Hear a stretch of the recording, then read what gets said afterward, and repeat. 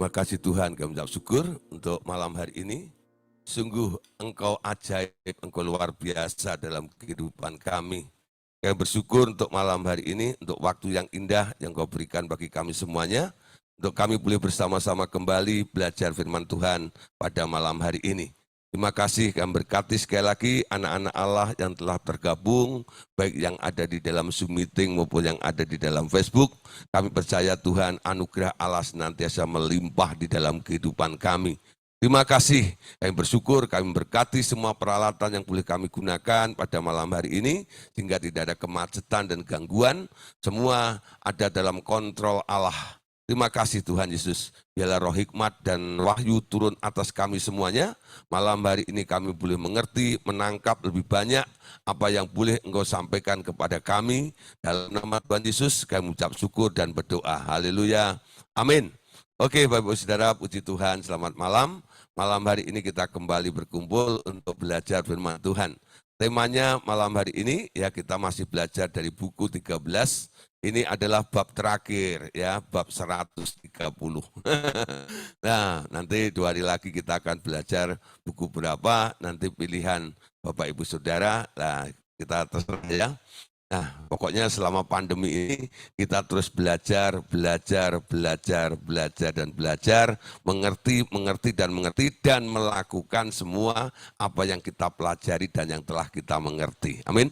Nah, Bapak Ibu Saudara, malam hari ini temanya cukup excited, luar biasa ya, tentang 7 roh Allah ya. Berapa kali saya melihat-lihat ya, ada beberapa orang yang mencoba untuk berbicara tentang 7 roh Allah ini. Ya, tapi uraiannya itu agak ngacak-ngacak gitu ya. Kadang-kadang 7 roh Allah itu dihubung-hubungkan dengan karunia-karunia Roh Kudus ya.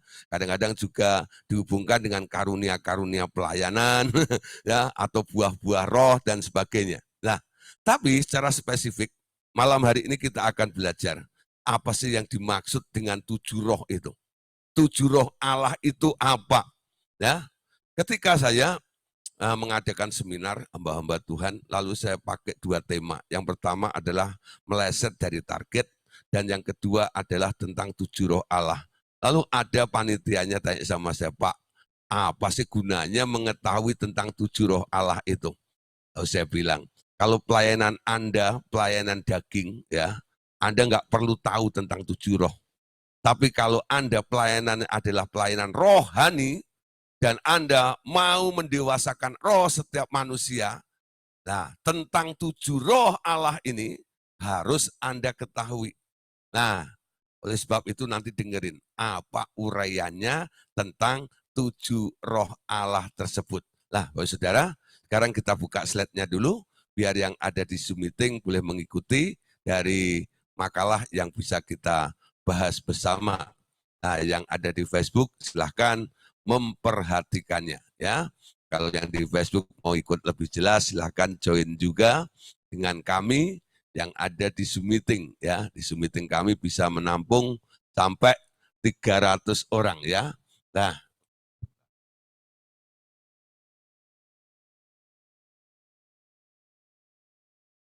sampai 300 orang.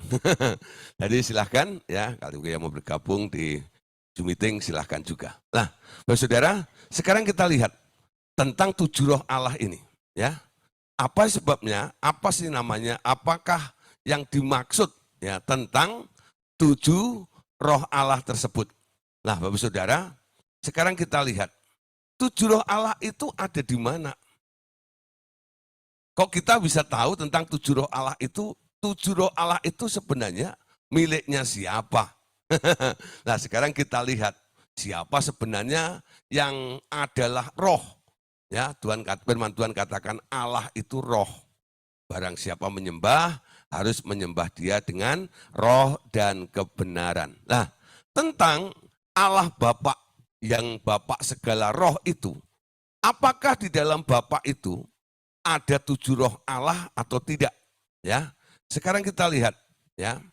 Dalam rangka menyusun pengajaran tentang akhir zaman, ya, kami menemukan ayat-ayat berikut yang menimbulkan pertanyaan ya kepada Bapak. Lalu pertanyaan ini kita sampaikan kepada Bapak ya.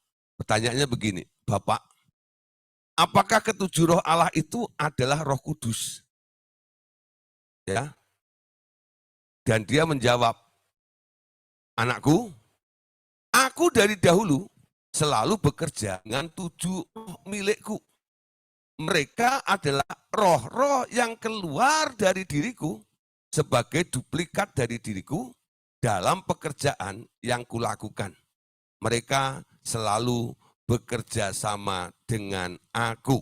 Ya, lah, Bapak Saudara, ternyata 7 roh Allah itu bukan Roh Kudus, ya, tapi duplikat daripada Allah Bapa, ya, yang diutus untuk menjelajah ke seluruh bumi untuk melakukan pekerjaan Bapak itu sendiri, bekerja sama dengan Bapak itu. Nah, Bapak katakan sekali lagi, ketika aku melahirkan anakku, yaitu Yesus, dan kemudian Roh Kudus keluar dari diriku, walaupun mereka yang dimaksud adalah Tuhan Yesus dan Roh Kudus ini sudah bekerja sama dan tunduk di bawahku, aku masih memerlukan sisa pekerjaanku sendiri. Jadi Bapak itu sebuah pribadi, Yesus sebuah pribadi, Roh Kudus sebuah pribadi. Tiga-tiganya punya fungsi masing-masing. Punya pekerjaan, jenis pekerjaannya masing-masing. Ya, ada pekerjaannya Bapak, ada pekerjaannya anak, dan ada pekerjaannya Roh Kudus. Nah, dalam rangka mengerjakan pekerjaan Bapak ini, si Bapak ini butuh asisten. Butuh duplikat yang harus disuruh menjelajah ke seluruh jagat raya ini. Kenapa? Karena Bapak ini nggak pernah bergeser dari headquarternya sana. Dia tetap ada di tempat yang tak terhampiri, terang tak terhampiri tersebut. Nah, Bapak katakan, karena itu aku mengeluarkan lagi ketujuh roh yang membantu aku dalam pekerjaanku untuk mengontrol seluruh bumi. Itu yang membuatku menjadi serba hadir atau maha hadir.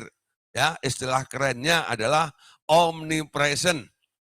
Ya, ketika mereka datang dan memberi laporan kepadaku, itu membuat aku serba tahu, ya, atau omniscient. Jadi Bapak Saudara, kalau kita berpikir Bapak itu kok bisa maha hadir dan maha tahu itu bagaimana mekanismenya. Banyak orang kadang-kadang berpikir, gak usah mikir, ya Bapak ya maha tahu, Allah itu maha tahu, ya maha tahu. Allah itu maha hadir, ya maha hadir karena dia roh. Tapi segala sesuatu ada mekanismenya, sehingga dia bisa maha hadir itu bagaimana. Nah, ketika Anda chatting, ketika Anda tanya kepada Bapak, nanti Bapak akan menjawab. Dan Bapak itu jawabnya enggak ngawur gitu, enggak. Hanya sekedar menghibur-hibur Anda, tidak. Segala sesuatu adalah realita, ya. Bahkan ada ayat-ayatnya yang sebenarnya sudah ditulis, namun Anda belum dapat mengerti makna yang sebenarnya, ya, tentang masalah 7 roh Allah ini. Nah, Bapak Saudara, sekarang kita lihat dalam kitab Wahyu pasal 4 ayat yang kelima, ya. Ini adalah ditulis, ayat ini ditulis oleh seorang rasul ketika dia dibuang di Pulau Patmos. Namanya adalah Rasul Yohanes.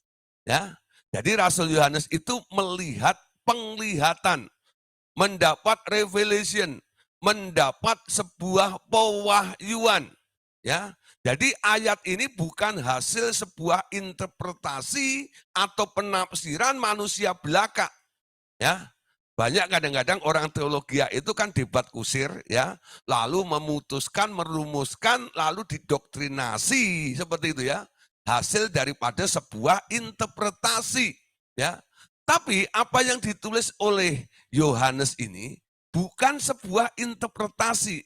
Saya percaya semua hamba-hamba Tuhan, ya, mengakui dan percaya bahwa kitab Wahyu adalah sebuah revelation, sebuah pewahyuan di mana Yohanes ketika dibuang di Pulau Patmos, Tuhan Yesus menampakkan diri kepada Yohanes, lalu Yohanes boleh melihat segala perkara yang ada di alam roh. Ya, nah salah satunya malam hari ini kita lihat apa yang dikatakan oleh Yohanes atau yang dilihat oleh Yohanes dan ditulis di dalam kitab Wahyu ini. Wahyu 4 ayat 5, perhatikan.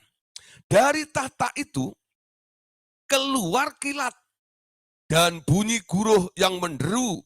Ya, perhatikan. Dari tahta itu keluar kilat dan bunyi guruh yang menderu. Dan 7 obor menyala di hadapan itu.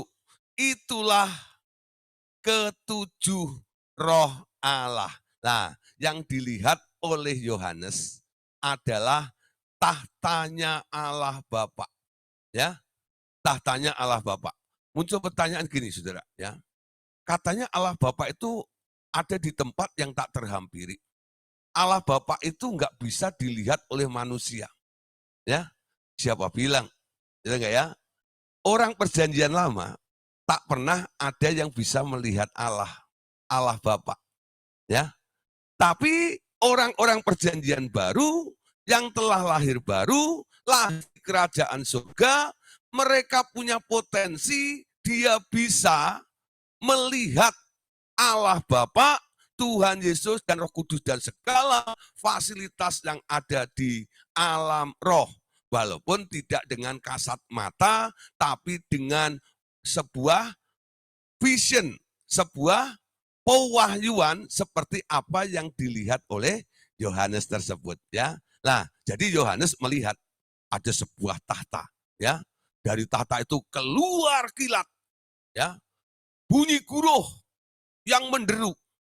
Lalu Yohanes mulai mengamati sebenarnya ada apa di dalam kilat dan guruh di dalam tahta itu. Lalu dia melihat ada 7 obor, ya. Seperti apa yang saya gambarkan di sini. Ini gambarannya, ya. Ini ilustrasi yang saya buat supaya Bapak Ibu Saudara bisa sedikit mengertilah paling enggak, ya. Ini anggap aja tahta Allah Bapa. Ini para serafim, ya. Orang malaikat-malaikat yang ada di sekitarnya. Lalu di depan tahta Allah Bapa ini ada 7 obor. 1, 2, 3, 4, 5, 6, 7. Ini saya coba saya gambarkan, ya, supaya Bapak Saudara kira-kira memahami sedikit lah, ya. Oh, ini loh yang dimaksud ini, ya. Nah, 7 obor inilah yang disebut adalah roh Allah, ya. Dikatakan di sini, dan 7 obor menyala-nyala di hadapan tahta itu, itulah ketujuh roh Allah. Jadi boleh kita simpulkan, ya, malam hari ini ternyata Bapak itu punya 7 roh, ya, dan 7 roh ini menjadi asisten, ya, yang membantu Allah Bapa untuk merealisasikan pekerjaannya. Sehingga dengan 7 roh ini Allah Bapa menjadi omnipresent, Allah Bapa menjadi omniscient, ya. Dia menjadi maha hadir dan dia menjadi maha tahu. Bagaimana caranya? Ini 7 roh, ya.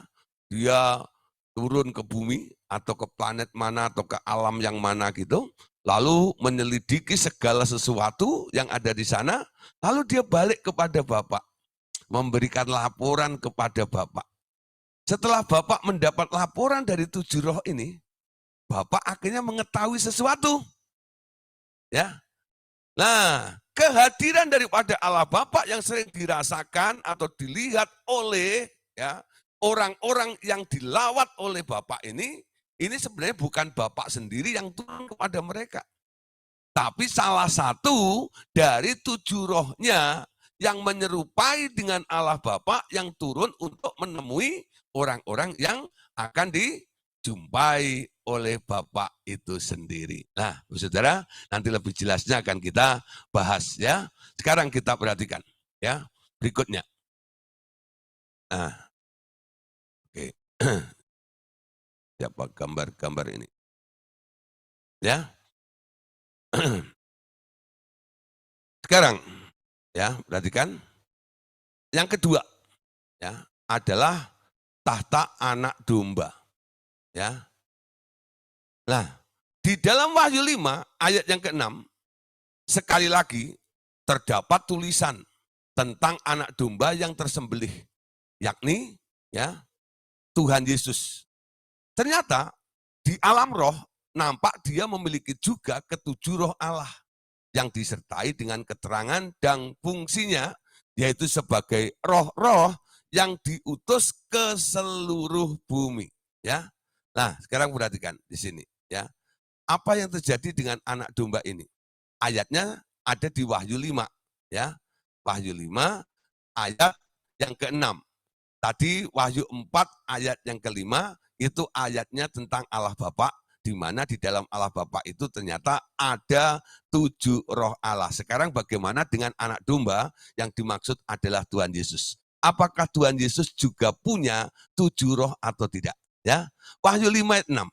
Rasul Yohanes yang sama mengatakan, lalu aku melihat di tengah-tengah tahta dan keempat makhluk itu, dan di tengah-tengah tua-tua itu berdiri seekor anak domba, seperti telah disembelih, bertanduk 7 dan bermata 7.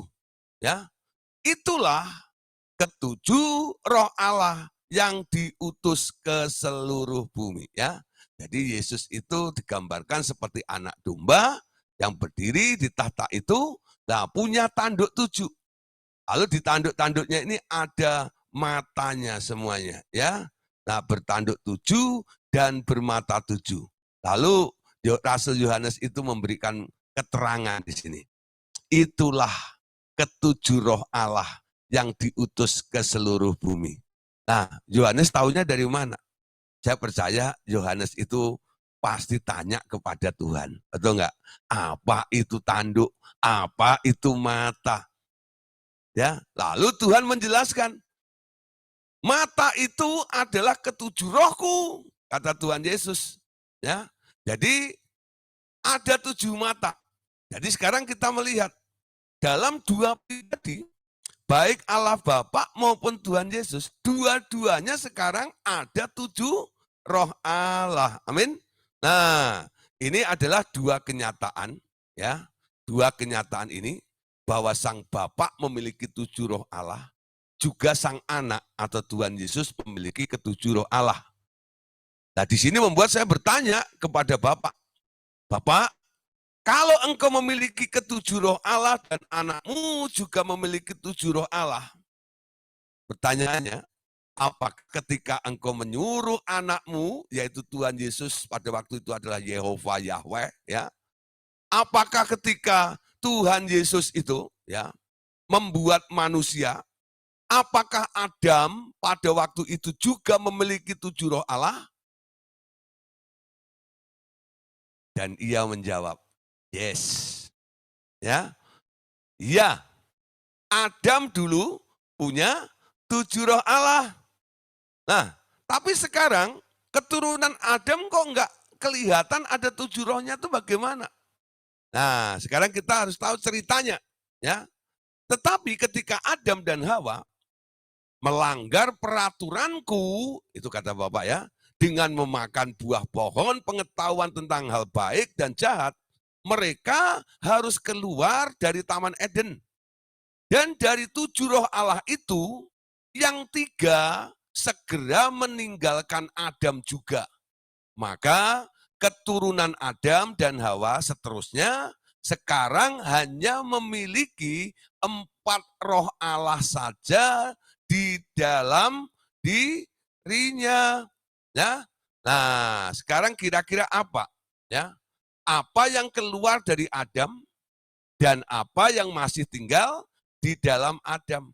Ya. Nah, saudara, ya, ada 7 roh Allah. Apa yang keluar dari Adam dan apa yang masih tinggal di dalam Adam. Yang keluar dari Adam adalah roh Allah sendiri pertama. Ya. Yang kedua adalah roh takut akan Allah, dan yang ketiga adalah roh pengenalan akan Allah. Sehingga keturunan Adam ini karena sudah kehilangan roh Allah di dalam dirinya, menjadi orang yang enggak takut dengan Allah, apalagi punya keinginan untuk mengenal Allah. Tidak sama sekali. Betul nggak? Yang dicari hanya kepuasan sendiri, yang dicari hanya kebanggaan dalam kehidupannya, tak peduli dengan Allah, nggak ada rasa ingin mengenal Allah sang penciptanya, itu nggak ada sama sekali. Ya, nah kenapa orang bisa punya sifat seperti itu? Karena di dalam dirinya sekarang hanya tinggal sisa 4 roh yang dulunya 7. Ya, jadi 3 roh itu keluar ketika manusia berdosa karena melanggar memakan buah pohon pengetahuan tentang hal baik dan jahat itu. Amin. Nah, padahal awalnya manusia itu diciptakan segambar dengan Allah, segambar dengan Bapa, segambar dengan Yesus juga. Kalau Bapa ada 7 roh, harusnya manusia juga ada 7 rohnya. Amin. Kejadian 1 ayat 26. Berfirmanlah Allah, baiklah kita menjadikan manusia menurut rupa, menurut gambar dan rupa kita, supaya mereka berkuasa atas ikan-ikan di laut dan burung-burung di udara dan atas ternak dan atas seluruh bumi dan atas segala binatang melata yang merayap di bumi. Perhatikan Bapak Saudara, ya. Dulu manusia ini ketika dia ditaruh di Taman Eden, walaupun Allah memberikan tanggung jawab untuk memelihara, untuk mengelola ya taman itu, walaupun taman itu cukup luas, karena apa? Dibatasi dengan 4 sungai ya, sungai Tigris, Efrat, Sihon dan Gihon itu. Nah itu sekarang ada di Mesopotamia, dekat Irak sana itu bekasnya ya. Nah itu dulu Taman Eden di bumi itu di situ ya.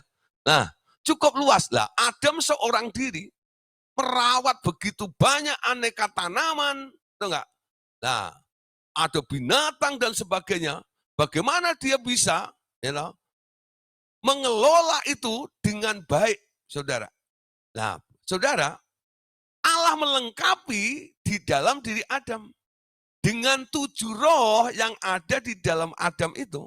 Adam bisa juga jadi omnipresent, ya. Jadi Adam itu nggak usah keluyuran, saudara. Dia dari headquarternya saja di situ, ya, tapi dia bisa mengontrol juga kondisi yang ada jauh di sana juga. Dari mana? Dari salah satu 7 rohnya yang dikeluarkan untuk mengontrol bagian-bagian itu semuanya. Gak pernah mikir begitu ya? Kalau Allah 7 roh di dalam dirinya, fungsinya seperti itu, berarti Adam diberi 7 roh, fungsinya sama nggak kira-kira?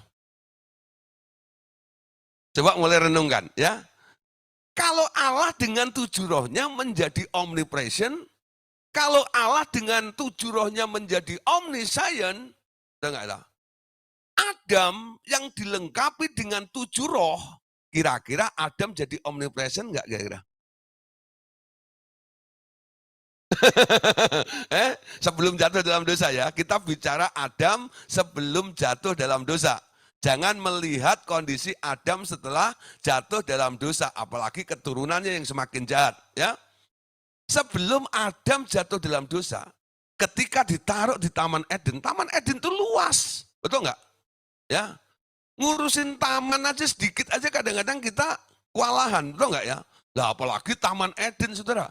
Itu bukan sekedar kebun kecil gitu, bukan. Ya, itu dari sungai Tigris, Efrat, Sihon, Gihon, betul nggak? Nah itu berapa kilometer, saudara? Dan bagaimana Adam bisa mengelola taman itu dengan baik? Ya, sehingga tidak terjadi kekacauan, tidak terjadi kerusakan, bagaimana? Ada mengontrolnya dengan 7 rohnya yang ada di dalam dirinya. Ya, sehingga Adam menjadi omnipresent, maha hadir, tapi maha hadirnya itu terbatas, saudara. Menurut kapasitas yang sudah Tuhan percayakan. Kalau Adam itu wilayahnya Eden, omnipresentnya yang hanya sekitar Eden. Amin. Paham ya maksud saya ya? Jadi kapasitas daripada 7 rohnya Adam itu ya hanya sekitar Eden itu. sekitar apa yang sudah ditetapkan dan dipercayakan oleh Allah kepada Adam tersebut. Jadi yang diserahkan oleh Allah, walaupun dia tinggal di bumi, ya, itu baru sebagian bumi, ya. Karena bagian yang lain kan miliknya si iblis. Udah dikuasai iblis. Lalu ada satu taman tersendiri namanya Taman Eden. Itulah tempatnya si manusia itu. Ketika Allah membuat manusia, lalu manusia itu ditaruh di Taman Eden. Ya, lalu Allah katakan, nih daerahmu. Ya, rawat baik-baik. Ini ada di dalam kontrolmu, ini ada di dalam kekuasaanmu. Nah, kan pertanyaannya bagaimana Adam bisa mengelola semuanya itu dengan baik. Ya. Nah, dengan 7 roh yang ada di dalam dirinya. Waktu itu ya. Apa? Dulu Adam itu nggak pernah berkeringat, saudara. Sejak kapan manusia itu mulai berkeringat? Apalagi sekarang keringatnya bau-bau. Ya, ya, sejak kapan Adam berkeringat? Sejak dia makan buah pengetahuan baik dan jahat, lalu Allah berkata, dengan peluhmu engkau akan mencari rezekimu. Tahu nggak? Sebelumnya nggak disebut kata keringat. Eden itu sejuk sekali, ya. Jadi Adam itu tak pernah mengeluarkan keringat, ya. Saya pernah buat tema khotbah, jangan berkeringat, saudara ya. Orang pada bingung, maksudnya apa ini Pak? Jangan berkeringat. Orang berkeringat itu sebenarnya tinggal di daerah kutub. Betul nggak? Karena terkutuk makanya Anda jadi berkeringat. Dulu sebelum terkutuk, Anda tidak berkeringat. Karena engkau mendengarkan perkataan istrimu, maka terkutuklah tanah itu. Sekarang dengan keringatmu, dengan peluhmu, engkau harus mencari rezekimu. Nah, mulai muncul kata keringat. Sebelumnya Adam nggak perlu keringat. Walaupun dia kerja begitu luas, ya, begitu banyak pekerjaannya yang harus dibereskan, ya. Tapi Adam tak perlu berkeringat saat itu. Kenapa? Karena dia punya 7 roh Allah. Mulai paham sedikit ya? Mulai ngerti ya? Gak ngerti? Ya wes. Kalau gak ngerti ya sudah. Saya nggak bisa jelasin lagi. Enggak. Nah, kira-kira penjelasannya seperti itu. Ya. Nah, Bapak Saudara sekarang kembali kepada ayat kita ya. Kejadian 1 ayat 26 tadi. Manusia itu gambarnya Allah. Kalau aslinya ada 7 roh, gambarnya harusnya sama. Betul nggak? Coba saudara ya. Kalau Anda punya tai lalat di hidung gitu. Lalu Anda ngaca. Kira-kira yang di dalam kaca ada tai lalatnya enggak? Ada enggak? Anda tai lalat atau yang di kaca tai kucing gitu ya? Beda.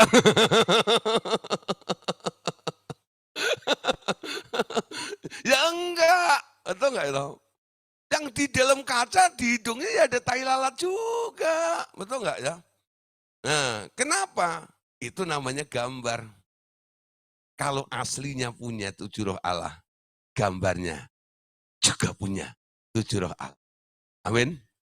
Nanti kalau ada orang nggak percaya, nggak terima, Anda kekeh.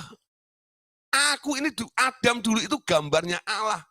Manusia dulu itu punya 7 roh Allah. Nah, 7 roh Allah itu sekarang apa? Nah, sekarang kita melihat apa yang ada di dalam Yesus. Ya, dalam Yesaya pasal 11, Yesus itu disebut sebagai tunggul Isai. Ya, Yesaya 11 ayat 1 sampai yang kedua. Suatu tunas akan keluar dari tunggul Isai. Dan taruk yang akan tumbuh dari pangkalnya akan berbuah. Perhatikan ayat yang kedua. Roh Tuhan akan ada padanya, roh hikmat dan pengertian, roh nasihat dan keperkasaan, roh pengenalan dan takut akan Tuhan. Nah, perhatikan sekarang di sini ya, di dalam tunggul Isai, keturunan daripada Isai, keturunan daripada Daud yang dimaksud adalah Tuhan Yesus. Di situ katakan ada 7 roh. Ya, ayat 2 ini. Pertama, roh Tuhan atau roh Yahweh namanya ya. Roh Yahweh. Yang kedua, roh hikmat. Yang ketiga, roh pengertian. Yang keempat, roh nasihat. Yang kelima, roh keperkasaan. Yang keenam adalah roh pengenalan. Dan yang ketujuh adalah roh takut akan Tuhan. Ya, nah dulu manusia juga punya ini. Ketika jatuh dalam dosa, manusia ini kehilangan 3. Roh Tuhan yang pernah dihembuskan ke dalam hidungnya Adam itu keluar. Ya, itu ada ayatnya. Kejadian 6 ayat yang ketiga. Rohku tidak akan tinggal selama-lamanya di dalam diri manusia itu. Keluarnya roh Tuhan itu, atau roh Yahweh ini, diikutin dengan roh pengenalan akan Tuhan dan roh takut akan Tuhan. Itu keluar dari manusia. Sehingga manusia hanya punya 4, yaitu roh hikmat, roh pengertian, roh nasihat, dan roh keperkasaan.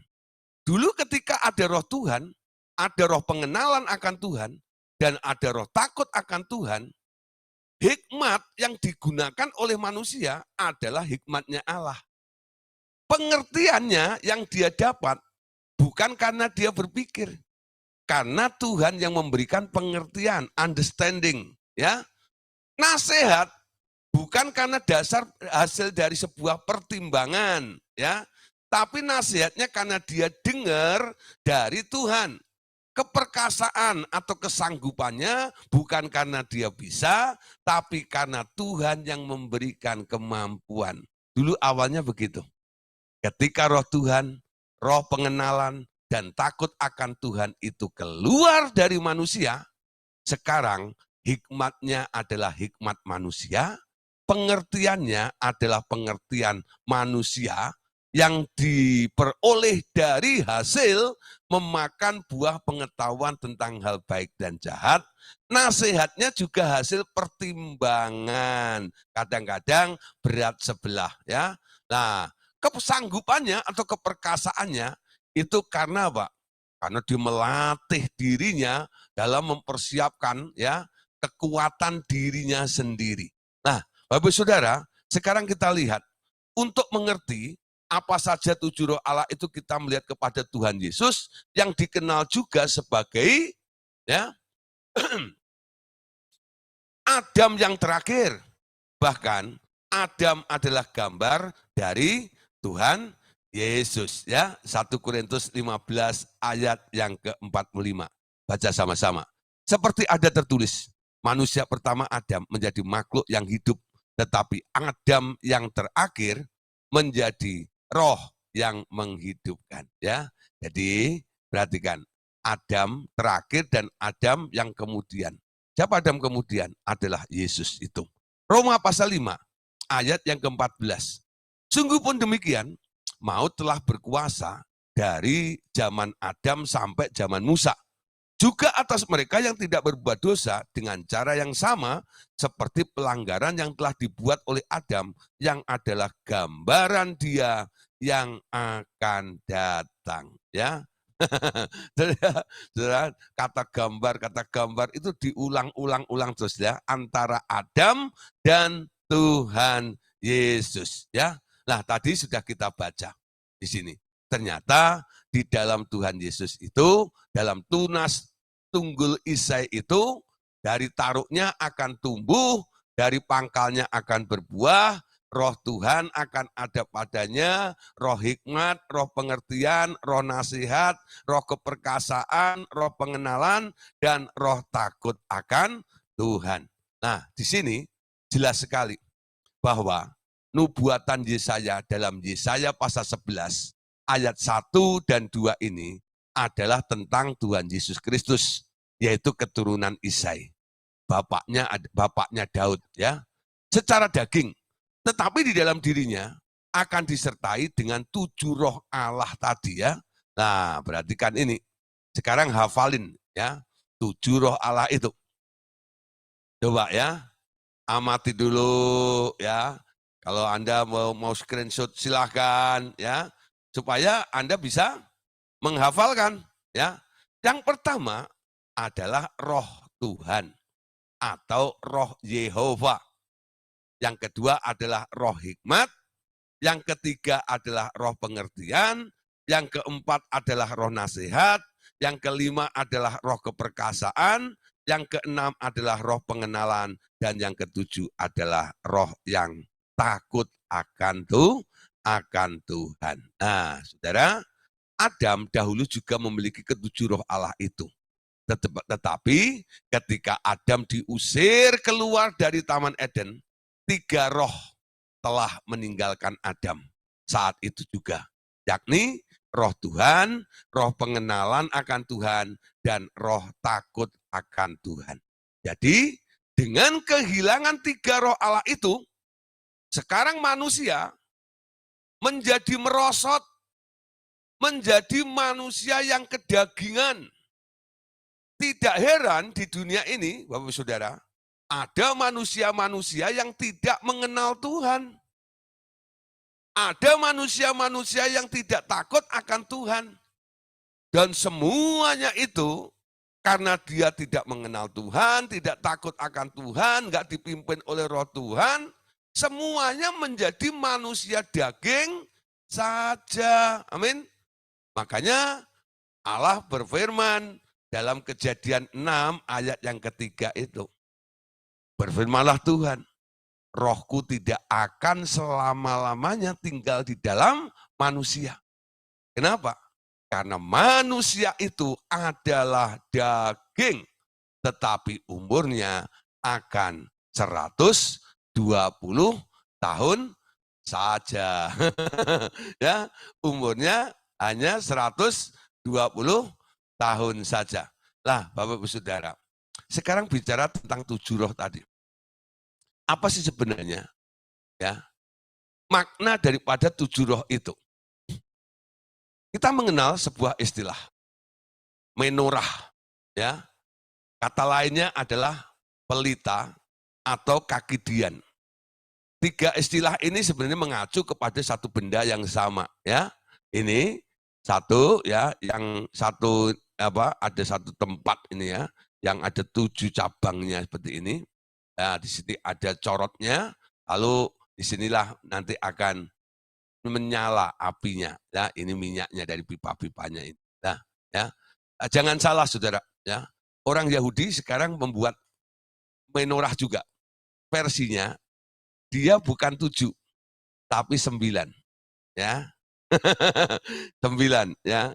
Tapi kita lihat yang disuruh oleh Tuhan dibuat itu adalah 7. Kenapa? Karena menorah ini menggambarkan tentang 7 roh Allah di dalam diri Allah Bapa, Tuhan Yesus, ya, dan manusia Adam pada waktu itu. Ya, nah sekarang perhatikan. Ketujuh roh Allah itu di dalam masa perjanjian lama digambarkan sebagai kandil dengan 7 corot yang ada di ruang kudus. Dalam tabernakel yang dibuat oleh Musa maupun Salomo, dalam penglihatan Nabi Zakaria pada zaman pembuangan di Babylon, Zakaria melihat sebuah menorah itu dan ada penjelasannya dari malaikat yang mengantarnya pada saat itu. Lalu malaikat itu memberikan penjelasan, itu adalah lambang dari ketujuh roh Allah. Ya, kita lihat ayatnya. Zakaria 4 ayat yang kedua. Maka berkatalah ia kepadaku, apa yang engkau lihat? Jawabku, aku melihat tampak sebuah kandil, ya, tampak sebuah menorah, tampak sebuah kaki dian, tampak sebuah pelita, boleh, ya ada 4 istilah nih. Sebuah kandil dari emas seluruhnya, dan tempat minyaknya di bagian atasnya kandil itu ada 7 pelitanya. Dan ada 7 corot pada masing-masing pelita yang ada di bagian atasnya itu. Perhatikan gambar ini ya. Nah, ini Nabi Zakaria, dia mendapat penglihatan itu. Nah, sekarang ya, Ini kalau imam, ya, ini yang bertugas di ruang kudus. Jadi kandil ini tempatnya di ruang kudus. Kalau tabut perjanjian ada di ruang maha kudus, ya. Jadi di ruang kudus ini ada 3 perkakas. Ada kandil, ada meja roti sajian, dan ada mezbah dupa, ya. Ada 3 perkakas di situ.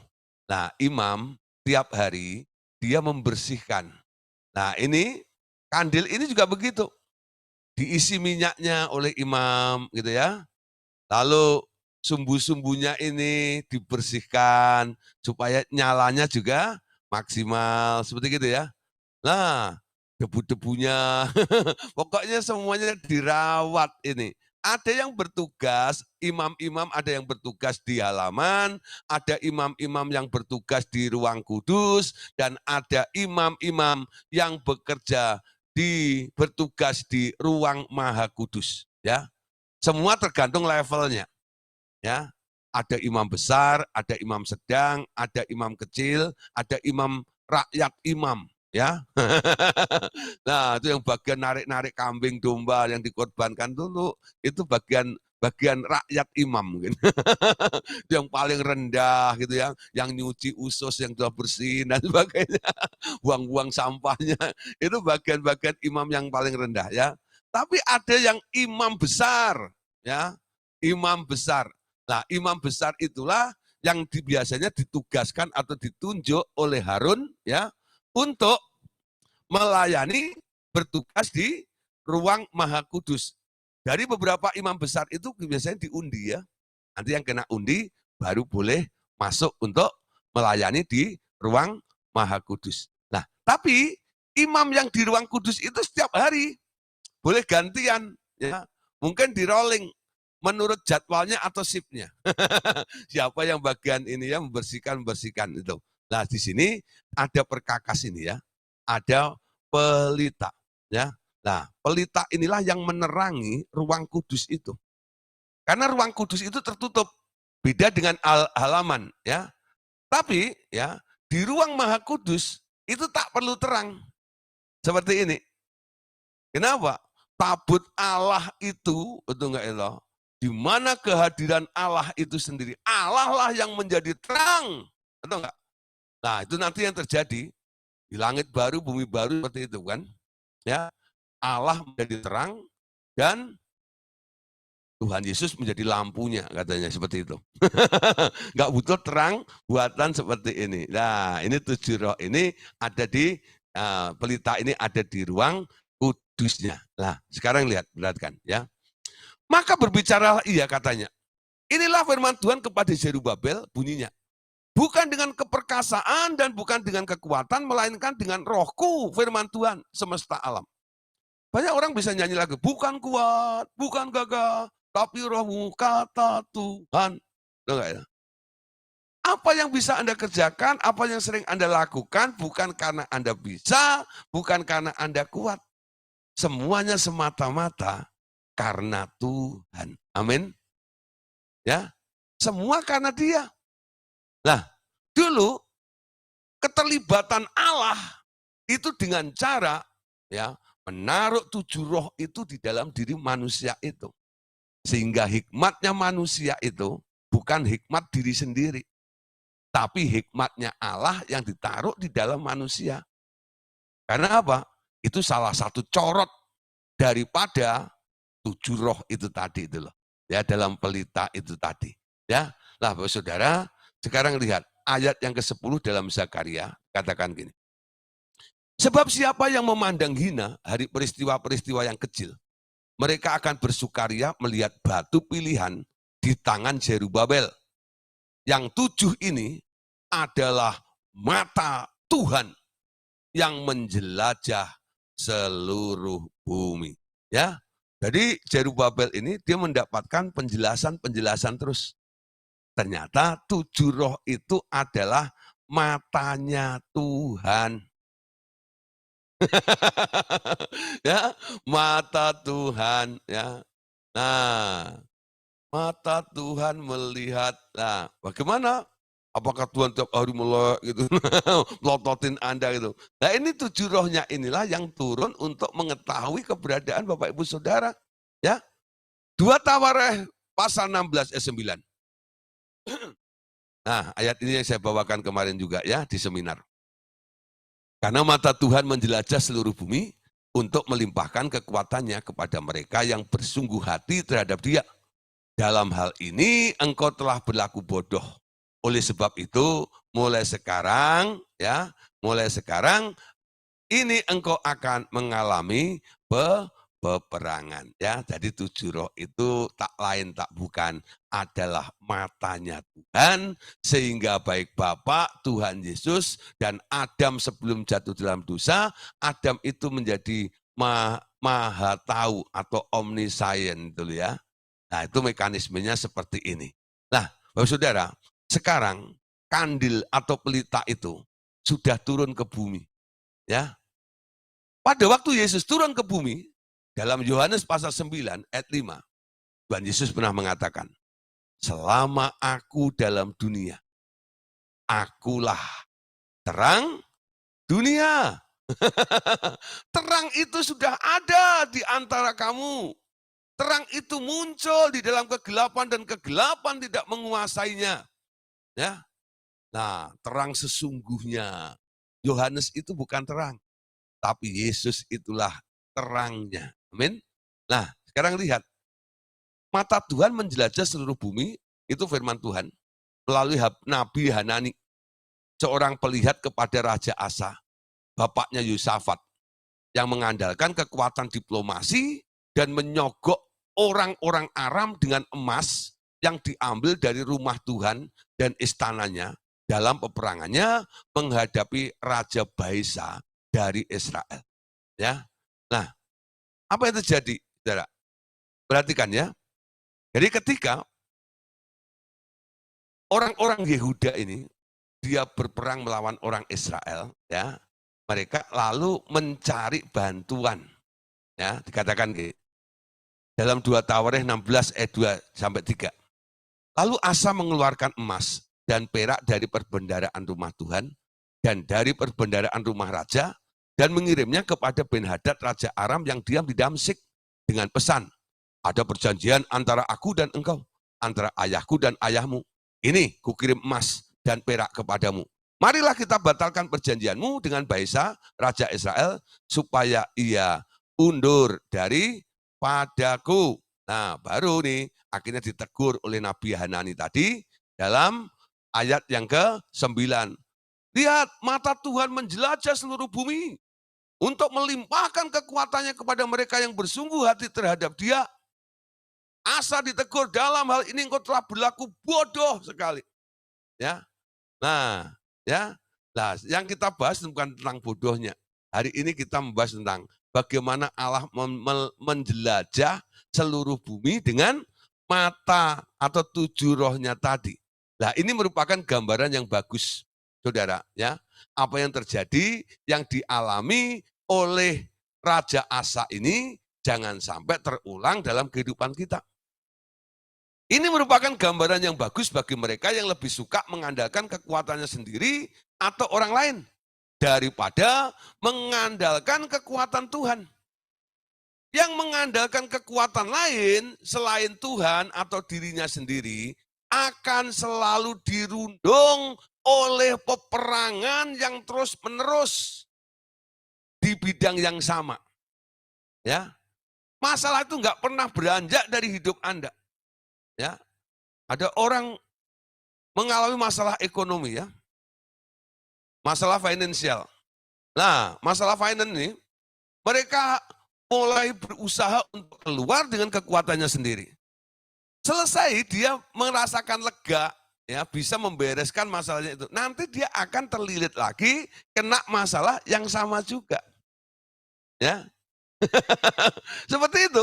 Ya, sebenarnya Tuhan itu mau menantang Anda, ya, sampai kapan, ya, sampai mana kekuatan Anda. Ini menjadi pelajaran. Kenapa orang bertubi-tubi mengalami masalah yang sama terus? Dia sudah berusaha, beres gitu. Ketemu masalah yang sama. Ya, karena apa? Anda selesaikan dengan caramu sendiri. Anda selesaikan dengan kekuatanmu sendiri. Firman Tuhan katakan, terkutuklah orang yang mengandalkan manusia dan mengandalkan kekuatannya sendiri. Tetapi diberkatilah orang yang mengandalkan Tuhan. Amin. Belajar mengandalkan Tuhan.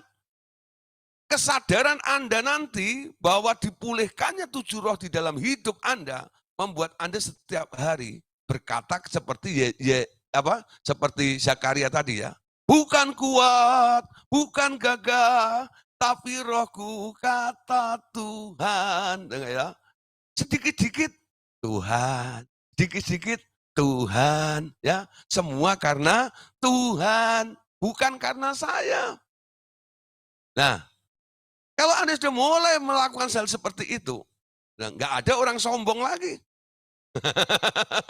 Ya, ada berapa orang yang pengen mencoba untuk menunjukkan bahwa dia bisa. Sehingga setiap hari dia nyanyi, ku tak akan menyerah pada apapun juga. Sebelum ku coba semua yang ku bisa. Wah, hebat ya. Itu dulu lagu kesukaan saya tahu. Zaman-zaman KPP, zaman-zaman urapan masih kenceng itu ya. Kalau lembah itu tangannya pasti gini. Kalau nggak geter-geter gitu kayaknya nggak kesetrum. Ya, ya. Sampai gitu ya. Nah, sampai saya bilang, Pak itu urapan gedek katanya. Nah, tapi kalau sudah begitu rasanya itu udah kayak ngambang. Wah, itu ya, itu kalau udah di mimbar gitu, kalau udah greng gitu ya, itu rasanya siapa yang gue tabok nih, you know, tangannya udah siap, kepala siapa ini mau nyasar kemana nih, ya. Jadi ramah, rajin menjamah. Pengen menunjukkan bahwa getaran-getaran ini sanggup mengubah segala sesuatu. Memang ada hasilnya, ya toh? Wah, dulu sering sebelum kita acara gitu, kita kumpulin urapan sebanyak-banyaknya. Ya, karena lama-lama menyembah itu rasanya roh saya besar sekali. Benar nggak? Nggak ada rasa takut sedikit pun. Ya, masalah apapun di depan yang dialami oleh jemaat-jemaat itu saya nggak gentar. Kenapa? Karena saya merasa ada persiapan, ada urapan yang luar biasa seperti itu. Ya, tapi tetap itu hasil upaya kreasi dari ide gagasan saya aja. Tuhan geser semuanya. Bukan gitu caranya. Cara mengandalkan aku itu bukan begitu. Belajar. Ya, kalau Pak Yusak itu bilang gelinding baik gitu loh ya. Mengalir dengan Tuhan. Matamu lihat Tuhan, hatimu terarah kepada Dia. Benar nggak ya? Terkonek terus dengan Dia, amati Dia terus. Kalau Dia bergerak, Anda bergerak. Kalau Dia enggak bergerak, jangan bergerak. Ikut Tuhan itu seperti itu. It's simple sekali sebenarnya. Ya, jangan meleng. Pandang Tuhan.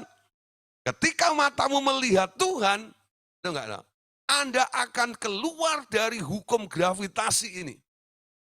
Ya, Anda akan keluar dari hukum ya yang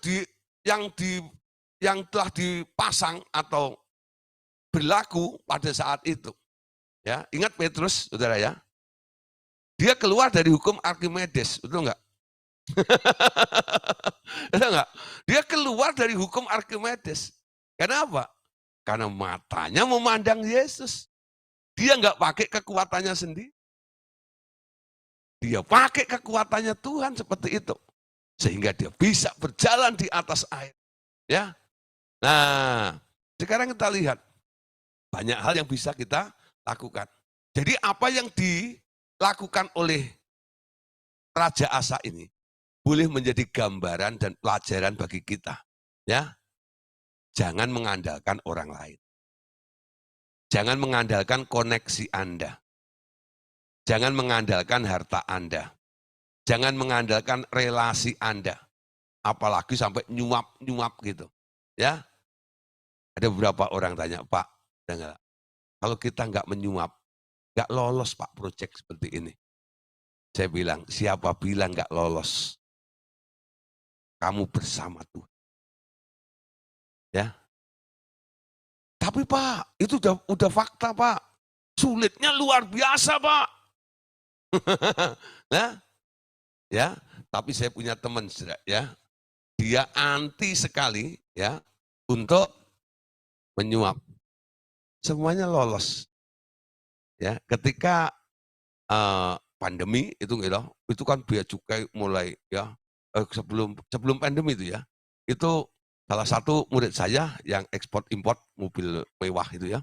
Dia cerita, dia bilang gini, "Pak, waduh sekarang Pak ya, itu stok mobil di Singapura Ferrari ini sulit untuk masuk Indonesia Pak." Kenapa? Kalau masuk bisa Pak, tapi sampai sini nggak ada untungnya Pak. Waduh, ini gimana Pak? Macam mikir sudah, atau enggak? Oh biasanya satu mobil bisa untung berapa ratus juta, macam itu. Lah ini gara-gara bea cukai yang diubah sistemnya ini pun kalau toh lolos masuk gitu, udah nggak ada untung sama sekali. Waduh ini bagaimana Pak? Kalau kita nggak suap Pak, ini nggak bisa ini kalau macam. Saya bilang jangan, ya jangan. Kamu sudah mengetahui kebenaran, sudah belajar pemuridan, ya saya bilang, ya sudah ikut RTM, ya suap nggak laku di sini, ya ya. Nah satu kali saya terus nggak tahu nasibnya bagaimana, tapi ya puji Tuhan dia jalan terus. Nah akhirnya dia bilang Pak puji Tuhan ya, Tuhan tolong ya. Nah, anak buahnya dikasih hikmat oleh Tuhan dan oke nih, dan akhirnya kemarin setelah dia gol dan sebagainya terus ajak kita pelayanan bareng itu. Ya, lah terus satu teman saya juga yang saya setiap Jumat pertama khotbah di kantornya ya sebelum pandemi ini. Nah ini masa pandemi nggak bisa ke sana. Dia ya itu paling anti nyuap. Dia main bahan kimia, ya lah. Nah dia impor dari India. Nah macam-macam gini kalau macam gitu. Udah. Lalu dia bilang gini, Pak, saya mending untung sedikit daripada saya harus menyuap. Ya, tapi saya lihat pembelaan Tuhan itu luar biasa. Ini satu orang ini boleh jadi teladan, saudara. Dia bisnis tidak dengan duit utangan.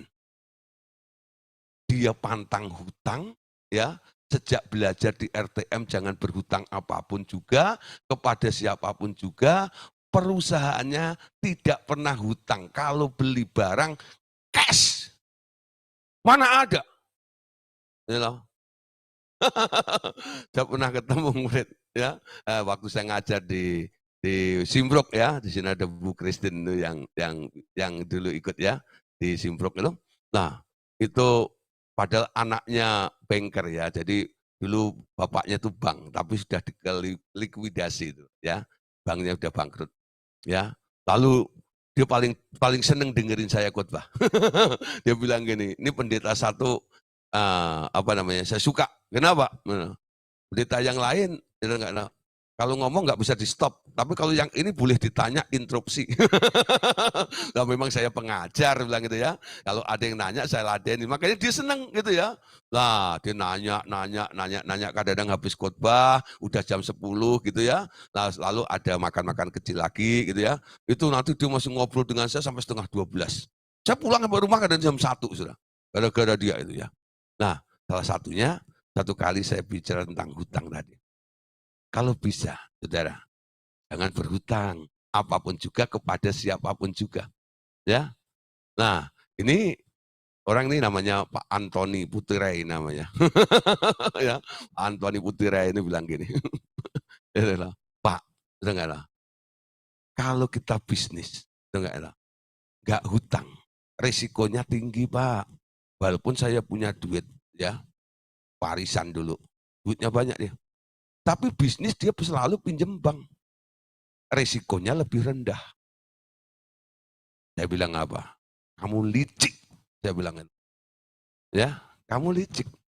Hatimu nggak tulus dengan Tuhan. Kamu punya kok. Ya, kamu punya kok. Kamu mampu. Kamu diberkati. Kamu ada. Kenapa nggak kamu gunakan? Nanti kalau terjadi apa-apa, habis semua atas ya Pak. Tapi kalau ada utang bank, kalau macam gini, nah nanti bisa dimainin semuanya Pak. Nah itu licik saya bilang. Ya, makanya Tuhan katakan, mata Tuhan menjelajah ke seluruh bumi untuk melimpahkan kekuatannya kepada orang-orang yang bersungguh hati kepadanya. Ya, saya ngomongin gitu dia nggak marah kok sama saya. Satu kali dia malah jemput saya dengan Lamborghini-nya. Saya kaget, ada Lamborghini masuk. Siapa itu? Terus dia jemput saya. Ini orang gitu ya. Nah, saudara, ini melihat ada beberapa tipe orang ya, ya. Ada yang mau tunduk, ada yang mau taat, ada yang ngeyelnya luar biasa. Saya harap yang mendengar firman malam hari ini adalah orang-orang yang mau belajar dari gambaran yang kita bahas bersama-sama. Jangan tiru sikapnya Raja Asa ini. Ketika Anda terjepit, ketika ada masalah dalam hidup Anda, jangan andalkan koneksimu, jangan andalkan relasimu, tapi andalkan Tuhan di dalam hidupmu. Amin. Kesadaran dalam dirimu nanti ada 7 roh Allah itu, Anda bisa mengaktifkan kembali 7 roh itu dan berfungsi dengan normal dalam kehidupan kita. Amin. Nah, ada contoh-contoh lain ya yang ditulis dalam materi kita.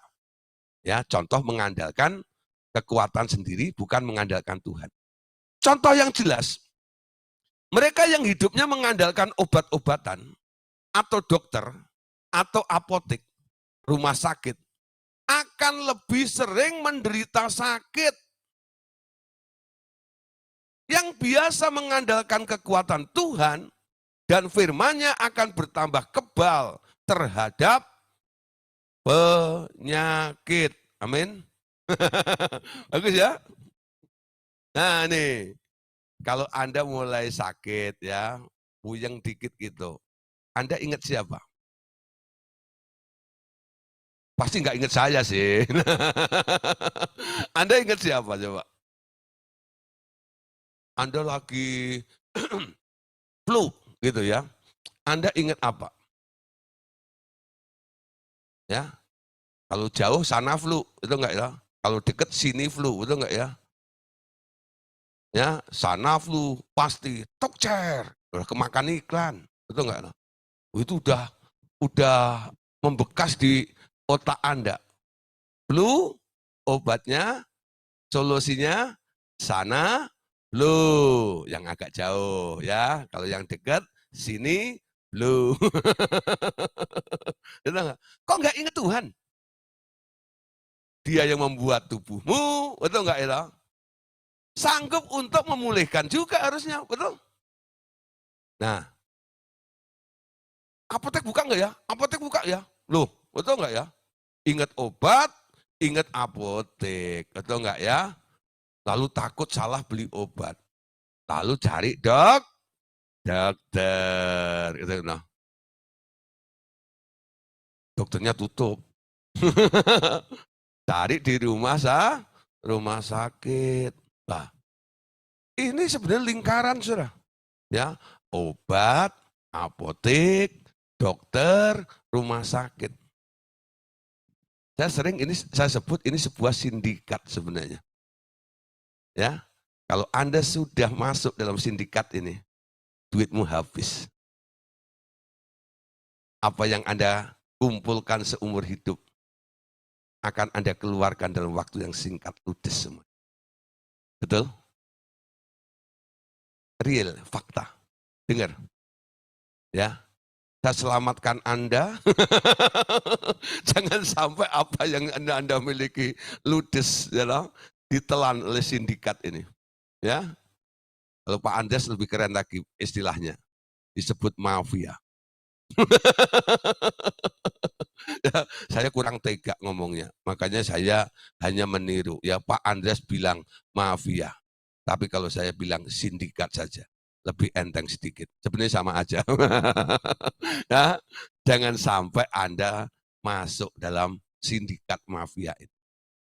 Obat, ya, apotek, dokter, rumah sakit. Orang yang bergantung obat, Ya, gampang sakit.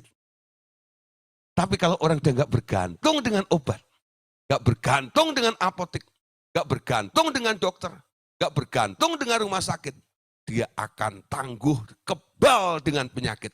Amin. Gak percaya? Buktiin. Ya, kalau Anda sedikit-sedikit mikir obat, Anda sedikit-sedikit sakit. Ya, coba nih ya, siapa di rumahnya ada P3K? Ya, siapa ada P3K? Siap-siap dong Pak. Kalau saya sakit, obatnya sudah tersedia. Nah, coba ganti P3K-nya, P3K-nya Anda isi bukan dengan obat, tapi isi dengan Alkitab. Isi dengan Alkitab ya, yang bunyinya oleh bilur-bilurnya kamu sudah sembuh. Amin. Nah, ini yang para pendoa-pendoa di SOS ini. Betul enggak? Anda paling canggih, Anda paling pinter nasihati orang-orang yang sedang sakit. Betul? Anda comot firman, Anda kasih ke dia. Betul? Bukankah firman Tuhan berkata, bukankah dia sudah menyembuhkan Anda? Nah sekarang mulai praktek. Firman bukan untuk orang lain, tapi firman juga untuk diri kita. Amin. Dulu saya mendoakan orang sakit sering gagal. Ya, orang sakit di rumah, saya doain, malah dilarikan ke rumah sakit, tambah parah. You know? Nah, orang di sal gitu, saya doain, itu enggak masuk ICU. Lebih parah. Nah, orang di ICU saya doain, ya keluar dalam nama Tuhan Yesus. Betul-betul keluar suruh penyakitnya, bareng sama rohnya, mati. You know? Saya mulai tanya Tuhan, Tuhan kenapa bisa begitu? Bukankah perintahnya sembuhkan orang sakit, bukan bunuhlah orang sakit? Kenapa setiap orang sakit saya doain malah mati? Malah sampai beberapa teman saya bilang, oh Gideon itu sekarang punya karunia pelayanan. Ya, karunia pelayanan adalah pencabut nyawa. Nah, mengantar orang kepada Tuhan, katanya seperti itu. Nah, saudara, lalu saya tanya Tuhan, Tuhan kenapa? Saya mendoain orang kok bukan tambah lebih baik. Lalu Tuhan mengoreksi ini, ya, kamu tidak adil. Kamu suruh orang lain sembuh dengan iman, tapi kalau kamu sakit, kamu masih bergantung sama obat. Tuh. Kita tega orang lain, tapi nggak tega dengan dirimu sendiri. Ya, sekarang harus berubah. Harusnya dibalik dulu. Anda alami, Anda bisa cerita, dan orang lain suruh lakukan hal yang sama. Ya, jadi nasihatmu bukan sebuah teori. Kalau dia membantah segala macam, buktinya mana? Saya buktinya. Amin. Nah, saya bicara tentang iman, pemeliharaan Tuhan. Kalau ada orang bilang, Pak, duit nggak jatuh dari surga, duit nggak jatuh dari langit, segala macam gitu. Saya bilang apa? Saya buktinya. Ya, betul, namanya anugerah grace Tuhan. Ketika Tuhan waktunya, kairosnya, memberikan sesuatu kepada saya, apa yang tak pernah saya lihat dengan mata, yang tak pernah saya dengar dengan telinga, yang nggak pernah timbul di hati, dan apa yang tak pernah aku pikirkan, tahu-tahu ujuk-ujuk Tuhan kasih. Sampai saya melongo. Tahu melongo? Melongo itu bahasa roh. Melongo itu apa tuh? Melongo itu sampai terbengong. Gitu loh. Oh, ya, cuman satu lagu. Betapa kagumku melihat perbuatan tanganmu, ajaib dan mulianya kau Tuhan. Nyata dalam hidupku, sungguh ku tak dapat mengerti. Lupa lagunya. Lagu lama. Nah, sampai Anda bisa ngomong gitu, betapa kagum, Tuhan. Itu enggak ya? Nah, orang-orang yang pernah ngalami, ditolong oleh Tuhan, imannya semakin kuat. Sampai salah satu murid saya, Pak Gideon, tulislah kesaksian atau pelajaran khusus tentang hidup dengan iman itu gimana. Ya, tapi saya bilang, enggak. Saya enggak bisa nulis buku. Bahasa saya amburadul, tata bahasanya enggak bisa. Ya, kalau kamu mau merangkum, mengedit khotbah-khotbah saya lalu dicatur dan sebagainya, silahkan. Ya, tapi kalau saya bukan tipe seperti Pak Andreas itu ya, yang pintar nulis buku. bukan seperti itu. Ya, nah, nah, Bapak Saudara, sekarang orang yang bergantung dengan obat, dengan rumah sakit, dokter sekalipun. Ya, saya tahu di sini banyak dokternya. Ada dokter Benny, ya, ada dokter siapa? Adiknya Wilda siapa? Dokter Roy, betul enggak? Dokter banyak, betul enggak? Ada dokter Erik Bodi itu juga dokter. Yang ikut Zoom meeting ini banyak dokternya. Saya ngomong, jangan berharap sama dokter. Nah, mungkin protes si dokter ini. Nah, kalau gitu saya buat apa? Dokter diperlukan untuk orang yang kurang beriman. Tapi orang yang beriman, orang beriman hidup karena perkataan Tuhan. Amin. Hidupku hanya ditentukan oleh bukan dokter, bukan rumah sakit, bukan obat. Itu enggak? Oleh perkataanmu. Amin. Kau berfirman Tuhan. Jadi ketika dia bilang sembuh, Anda jadi sembuh. Amin. Mulai belajar angkat imanmu sedemikian rupa.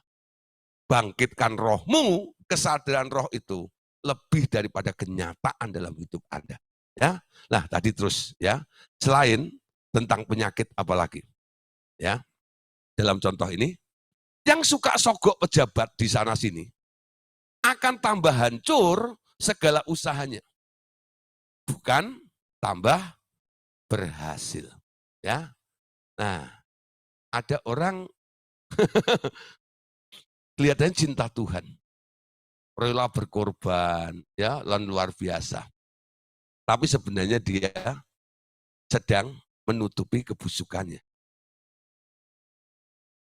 Gak tahu bagaimana dulu ceritanya sampai saya kenal orang itu ya. Satu kali, padahal mereka itu grupnya gerejanya Pak Niko ya, itu kan banyak pendeta, hamba-hamba Tuhan. Pengerja aja kalau doa mereka disentul itu sampai ribuan ya. Nah, satu hari itu pas tanggal berapa saya agak lupa, tanggal 24, ingat ya. Karena hari itu ulang tahun anak saya nomor 1, ya waktu itu anak saya masih kecil, mau saya ulang tahun ini saya sudah beliin kue, ya. Lalu nah, kebetulan mertua saya lagi datang juga ke Jakarta, lalu mau saya rayain di Taman Sari gitu ya. Di tengah jalan ada yang nelpon, ya Bu Emi telepon saya, Pak Gideon, ini ada orang meninggal, tapi nggak ada yang layani. Semua pendeta repot katanya. Jadi malam Natal, 24 itu. Lah, saya bilang, bisa nggak Pak? Waduh, saya bilang ini, gimana ya? Bentar, saya telepon istri saya. Kalau ulang tahun anak dirayain aja sama saudara-saudara kamu gimana? Ya, ini ada pelayanan. Orang meninggal gini-gini. Istri saya bilang, oh nggak apa-apa, silahkan. Akhirnya saya meluncur. Nah dari situ ya, ternyata saudara ya, yang meninggal ini ya adalah kelompok dari grup ya orang yang sangat diberkati tadi itu ya, yang suka membantu ini dan itu segala macam. Akhirnya orang itu datang kenalan dengan saya. Nah, ketika 7 harinya saya diundang ke Kelapa Gading untuk syukuran gitu ya, meninggal itu, lalu saya khotbah itu, seorang itu ada lagi. Mulai ngobrol, ujung-ujungnya gini, Pak Gideon, kami buka gereja sinode baru.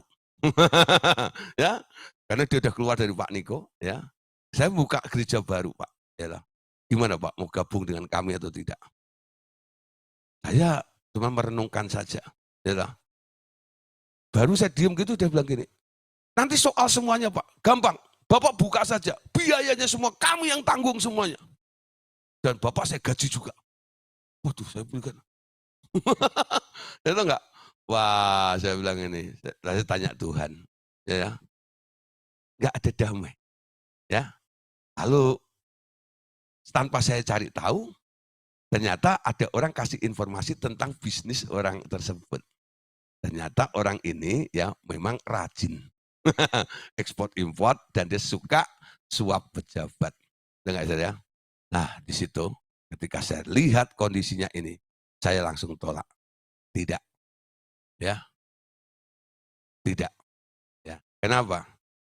Tukang suap. Anda ikut tukang suap akan hancur nanti. Dengar ya? Jadi Anda lihat, ya, jangan pernah kumpul dengan tukang suap.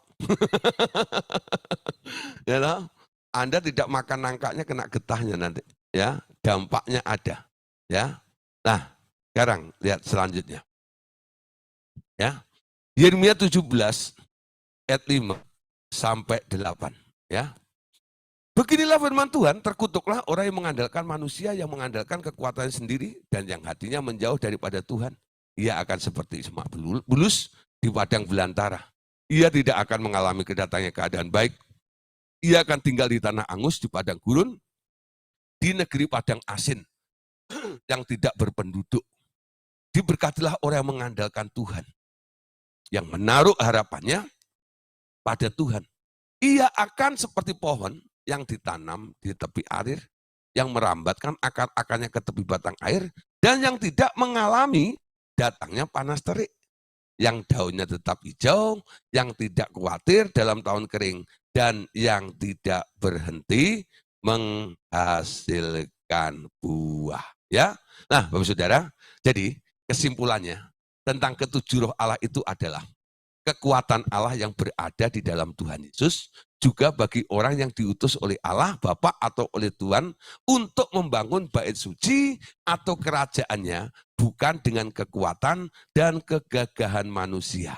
Ya, tapi juga tujuh roh Allah itu adalah mata Tuhan sendiri yang menyelidiki seluruh dunia untuk mencari orang-orang yang bersungguh-sungguh terhadap Dia, dan ya hendak memberi kekuatan Allah itu kepadanya. Dan arti yang lain adalah bahwa ketujuh roh Allah itu adalah terang bagi dunia ini. Nah, Bapak Saudara, malam hari ini kita sampai di sini dulu ya.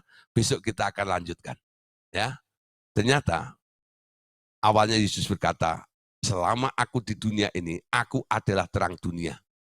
Lalu Yesus menunjuk pada murid-muridnya, kamu adalah terang dunia. Amin. Oke, besok kita lanjut pelajarannya. Amin. Tuhan Yesus memberkati.